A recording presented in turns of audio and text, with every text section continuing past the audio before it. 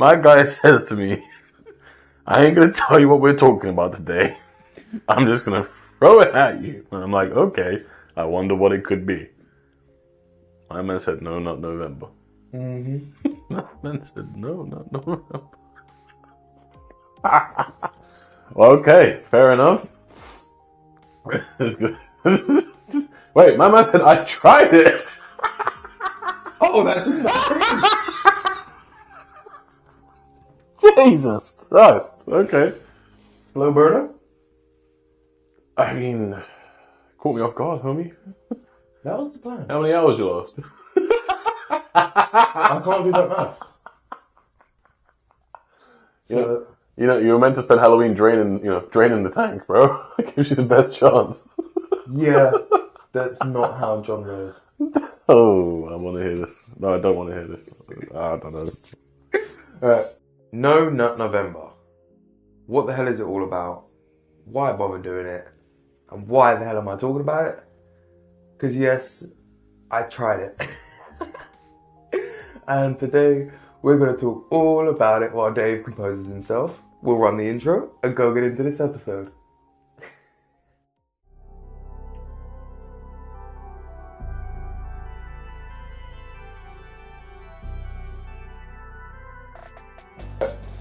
What's going on, beautiful people? This is the Prospective Chasers podcast, and today we are talking about No Nut November. As I said in the intro, I have tried it and I failed. In all honesty, I lasted 11 days, but there is a lot to unpick from those 11 days. I'm sure Dave's going to have random questions, but what's with that face? Of all the days you failed on, Memorial Day, you know, Veterans Day, if you're in the Americas, the day when everyone's like, wow, so many people died in the war, you went, yeah. Fuel to the fire. Oh, my God. My God. Oh my God. Oh no. I mean, it was a spur of the moment decision. I don't even know why I thought about doing it. But it was literally like a day or so before the end of the month. And I was thinking about content and different challenges. And I was delving into a frigging book that's frigging got my mind going nuts. And I was like, okay, cool. Well, I've never tried to cage that little voice in the head that's just like, leave yourself alone. No wonder why you said this might not go out. I know, right? Oh, I can't wait to see you tie this into a podcast episode. Let's go. I'm so ready for it. Well, bro, this is the thing. Did you do like a little daily vlog of how pent up you were getting? No. Well, you gotta redo it all over again, man. The world needs to see it. That's the thing, though, yeah. Like, the first, I'd say 5 days was pretty much calm. It was just like, you need this. Take a damn break. But after that, it was literally to the point where it was like, it was going to teeter sort of one way or the other. Like, it was either going to be not bothered at all, or clawing at the walls, frothing at the mouth, friggin' feral. And I started leaning feral. Like, bro, we've spoken about this so many times in terms of like, when you just get bent up and da-da-da-da-da-da. So when you physically got no release, or even to the point where like, the whole kind of idea of it is obviously you don't want to friggin' nut. So it puts a negative connotation on everything that way. And bro, my Johnson is up in the morning before I am. So then... Woody Johnson. I'd more say Boris. He's shorter. Such a bad joke. But yeah, there is so much that's like... A lot of people probably try this, and it's something that's obviously painted in such a friggin' negative light. Where it's like, friggin'... How many other things would you deny about yourself for a month? Like, there's Stoptober, there's Veganuary, or whatever else in that. But, like, actually physical release and shit. Like, that's what drew me into it more than anything. Because it's that form of like, you'll look for Damien. Bro, it's that form of like personal indulgence. What are you giggling at? This is the pure fact that I'm on this episode purely for reactions. that is literally my bit. Yeah. This whole episode, I'm just going to say less than 100 words. It's almost going to be confused faces, alarmed faces, funny reactions. Well, that's going to make it very hard for me, so I'd rather you say more than 100 words. I mean, I'd rather not make anything hard for you, to be honest with you. You disgust me. Well, then, the more you talk, the easier. I mean, it's hardly my area of expertise right now, is it? But that's also why it's interesting. Because this is something that... I probably broke this on day one. These hour ones. Yeah. Like... I don't know, though. Definitely multiple times in the first week, that's for sure. So, yeah. But I still think... I don't think it's something that freaking anybody would survive if they're in a relationship. Like no, sir. The No, sir. the temptation alone. So again, that's kind of why it all kind of come about. Was just like, well, freaking, I'm all alone at the minute anyway. It's always painted as like a bad thing to do or a weak thing to do or whatever else. Like, so I thought I'd actually try, just leave my damn self alone and see where it led. And there was actually a few interesting things that happened. Like, my dreams did actually start getting more vivid. So, like, my sleep was a little bit better. This is for, like, the first 5 days. So, in those first 5 days, my sleep kind of improved. My mood was fairly decent. I had more time on my hands, ironically. As you know. But there was... The first 5 days were beneficial. And even if you used to look at it from, like, a scientific standpoint, in the first 5 days, your body is replenishing and da-da-da-da-da. But after those 5 days, there's no scientific benefit. And the mental side of things got a lot more as if I was literally just deprived. Like, realistically, if it was like Animal Kingdom, friggin' world or whatever else, we ain't actually that separate from the Animal Kingdom, although we live in houses and that. We still are friggin' animals. Mm-hmm. So to deny that primal urge for more than a kind of like short span of time, for no valid reason. Like, and again, I suppose it's that cat and mouse game of like when you take something away and have nothing to replace it with. Like, if you are single and you're getting yourself off or whatever, that's your only release of those kind of endorphins, of all of that kind of bent up frustration, rage, or whatever else in that. So if you constantly deny yourself that, you're not, after a certain amount of time, you're not making yourself a better human being, you're just making yourself a more coiled spring. And you're more likely to rip people's head off, at least in my standpoint. Mm. Like, I mean, not to out you, but we've had conversations before when we've gone instances without having any kind of interaction or whatever else in that. And you feel that absence, you feel bent up, you feel more angry and more on edge or whatever else. Yeah, but I think that applies to most humans that have some kind of sex drive anyways. But I think the negatives around this kind of... No, not November. Honestly, from my point of view, the only negatives to this is the fact that, for the most part, I feel like if it's something that people are considering, chances are you feel bad about how you're doing things anyways. So you probably have questions about yourself about how often you're doing it and things like that. And realistically, it's probably not as bad as most people think. Unless you are literally there all day flogging a dead horse and it's affecting your life, then we have some problems we need to go and address because that is a genuine thing. But for the most part... But that's what I'm saying. Like, when you say you got more time, I don't think it'd be that much more. You'll be surprised though. Oh, I don't know if surprised is the right word here. Alarmed, maybe. Nah, it's more so like you look for less kind of stimulus. So like I know if I was to spend 5 to 10 minutes on scrolling on Instagram, I'm gonna see something that is attractive, and I'm gonna get aroused, and I'm gonna be like, oh, and I'm gonna start spiraling down that rabbit hole more. Opposed to if I just don't scroll on Instagram, and all of those kind of little windows of time like that, they add up because you don't want that distraction. You don't, although it's not masturbation or whatever else, it's still entertaining that desire in a sense. Like, I suppose everybody's kind of got a strip club in their pocket these days. Like, you can literally scroll on your phone and see bikini pictures, bums, boobs, all sorts. Do you know what I mean? Like, and straight away, that's kind of poking the bear. That's stoking the fire in that sense. So, if you're spending your time doing that, no wonder you're aroused, this, that, and everything else.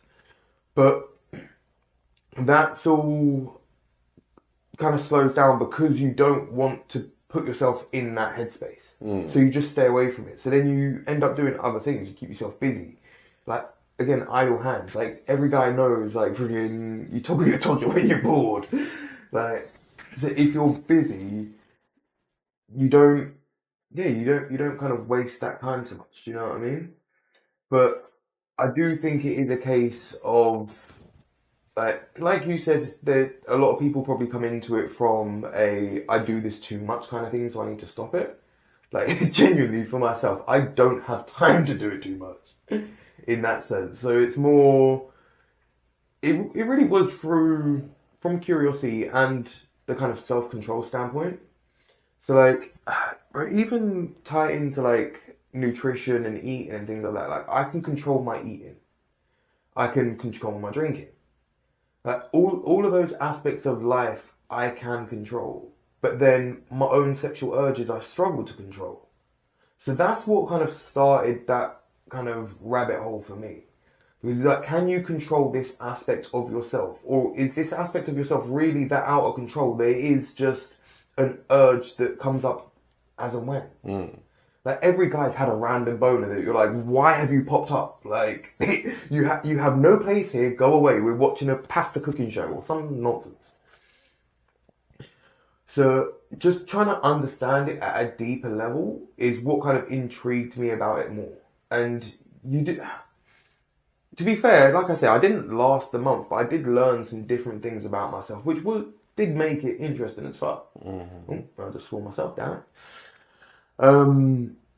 Yeah, so I wouldn't say like there's nothing to be gained from it. I'd say every person has a different thing to kind of take from it, and every person's journey would be different. And don't do what I done and just kind of spur of the moment, just be like, oh yeah, I'm just going to leave myself alone for a month and not actually like mentally or physically prepare yourself for it. Like, it really was, I think the day before, the day, 2 days before, whatever else, that I was just like, oh yeah, it's November, let me try it. So I genuinely was just like, slot this in life, see what there is to learn from it. But it did, or it has inspired me to try other things like this and see what effect it has. So for ages I've been thinking about going carnival, but never find the time or whatever else. But doing something simple like this is kind of put a foot in the doorway to be like, okay, what else can you try for a month? Like, if you got if you got 11 days in to just no fab, how long can you get into I don't know how to say it, carnivore diet?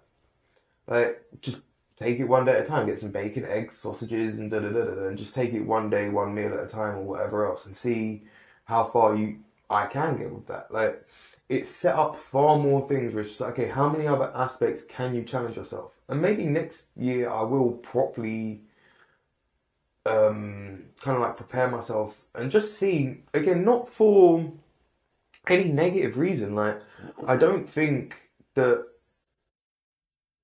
for lack of a better way of saying it, that I wank too much. Like, it's more a case of that self-control. Like, at that same instance, like, I'd be interested in to see how long I can go without food. but I never have the kind of time or the room in life to find out. It I doesn't don't mean know if it's I have something you a, necessarily need to find out.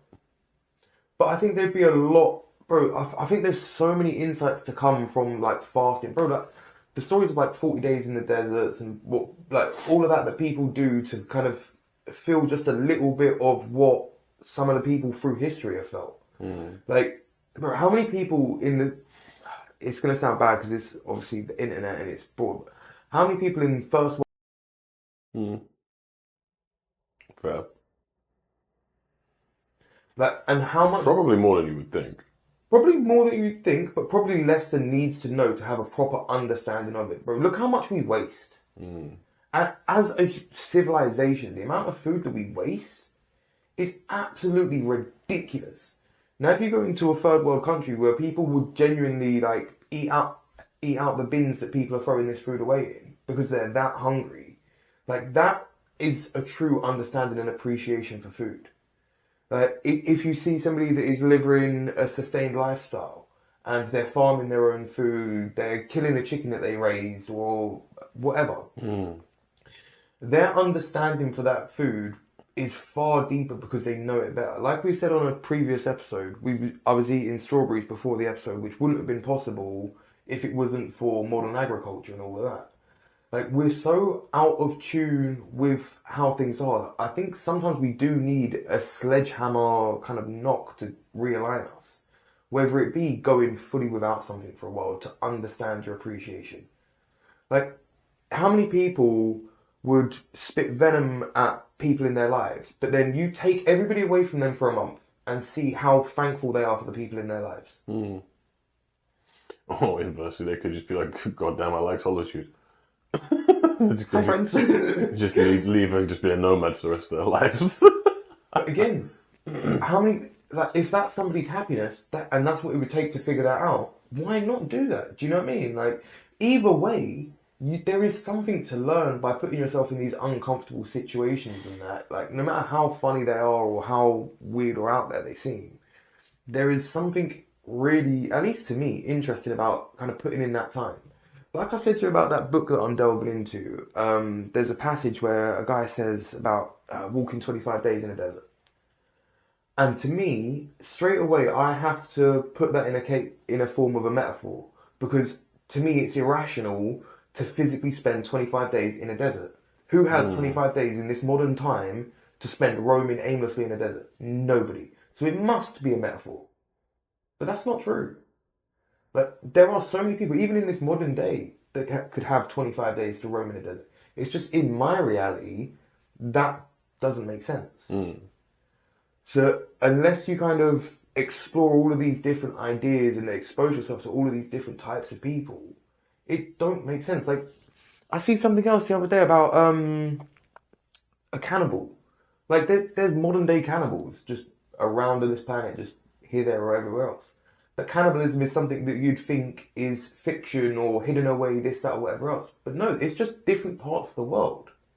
But again, because people ain't exposed to this stuff, because they don't see this side of the world, or they don't kind of even open their eyes to see what else is there. Again, like, how many people have gone down a path that they have no idea where it goes, simply because they've got some spare time and they're curious? Most people always go down familiar paths because life don't allow for it. It's familiar to them, it's safe, it's this, it's that, or whatever else. Whereas the people that kind of explore here, there, and everywhere else, they tend to meet different people, see different things, and see more of the variety of life. And you might, see a lot more stuff that you don't like. But you'll find a lot more stuff that you do like too. True. Very true. And these, again, like, all of this snowballs out of this silly idea of leaving yourself alone for a month. I'm impressed, mate. I'm impressed that you managed to tie not nutting for a month into Desert Fury.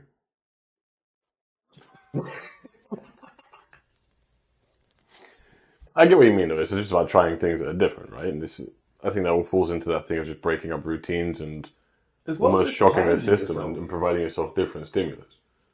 You know what I mean? Like, just actually trying to restore yourself into a more natural way or a different way, I guess. But Okay, yeah, that makes a lot more sense. Like, this is the thing. I don't particularly have a lot of opinions about it because it's not something I've ever tried. Not something I've ever felt like I need to, want to, care to. That's why my reaction was how it was at the beginning, because I was just like, oh, Jesus. I ain't got a lot to say on this.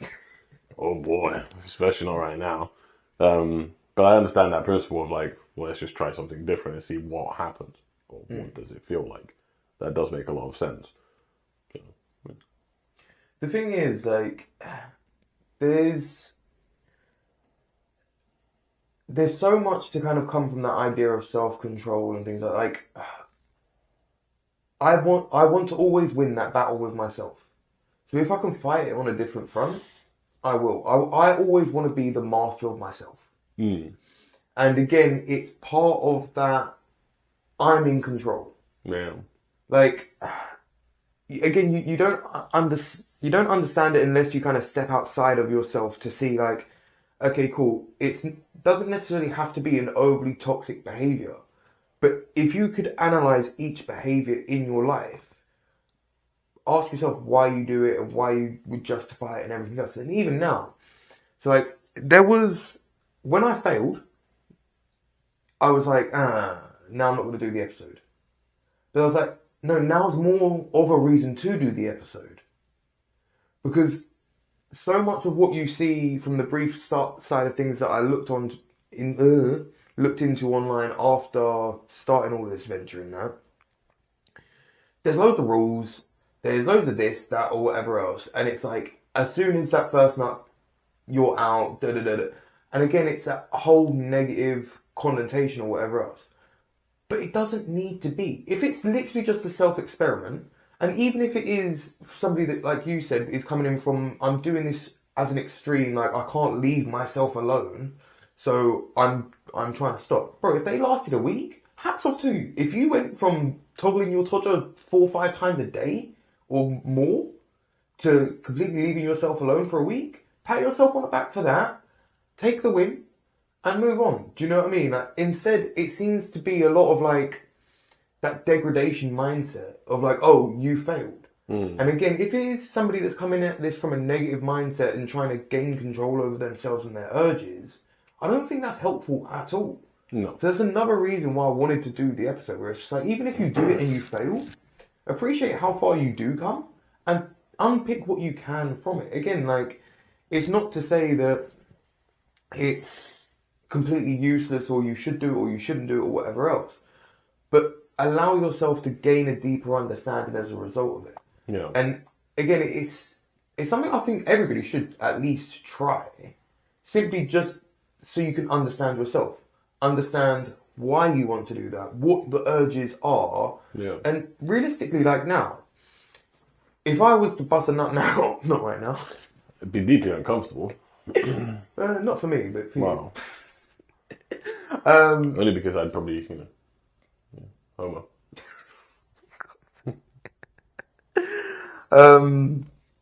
That's throwing me off. Oh, I would throw you off. What?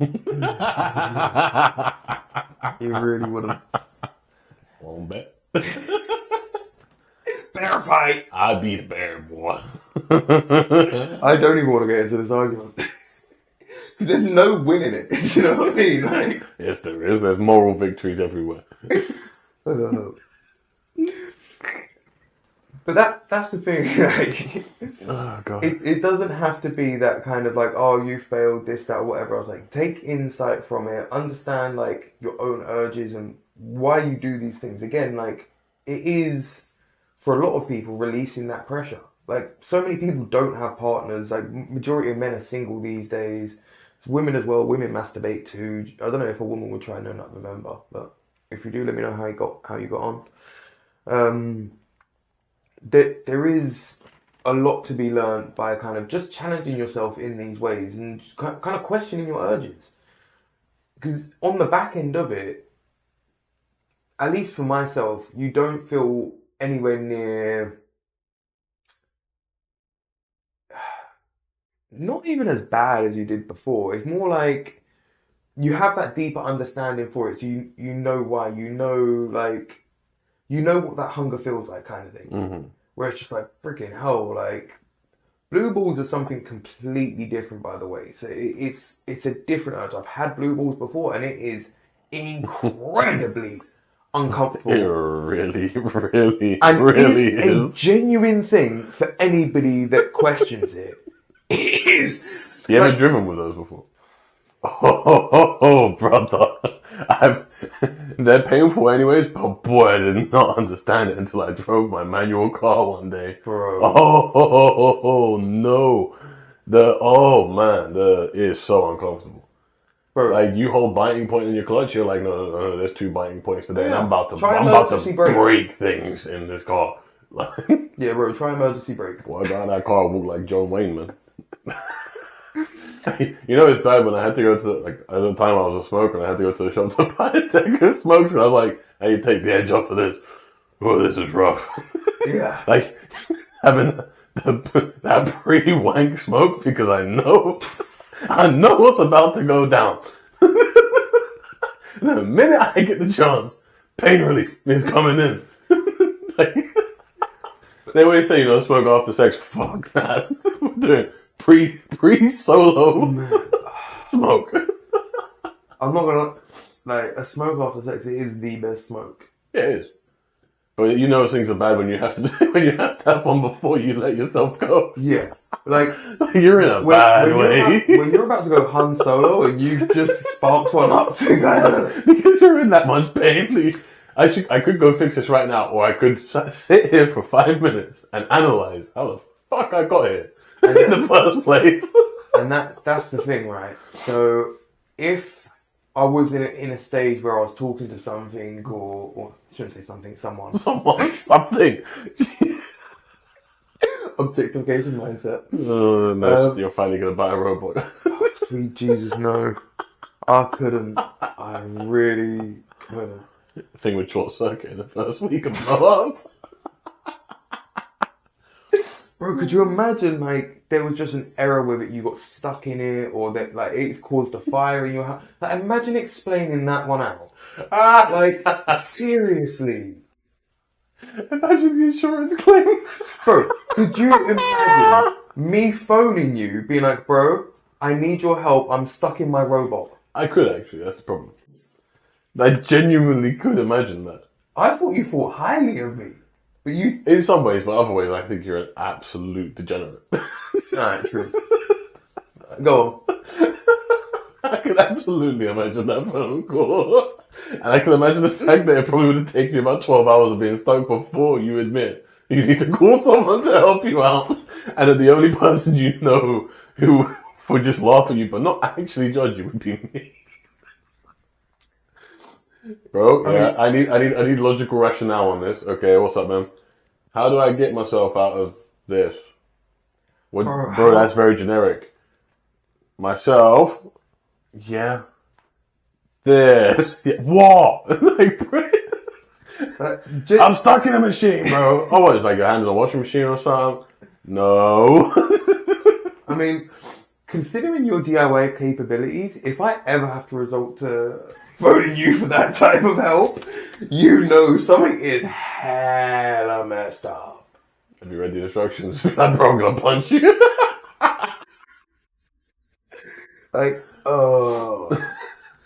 Yeah, nah, I couldn't, man. There is that. Ladies and gentlemen, the seed for this episode is inside a robot. Oh no, it's not. You never watched Rick and Morty, did you? Bits and pieces. Did you see the episode when he got that sex robot pregnant? No. Oh, freaking jokes episode. But yeah, there's we've gone on a hell of a tangent now. Yeah, we have. But again, there is stuff to be gained from it, and it was interesting. But yeah, I don't know if there's any more I can kind of say on it.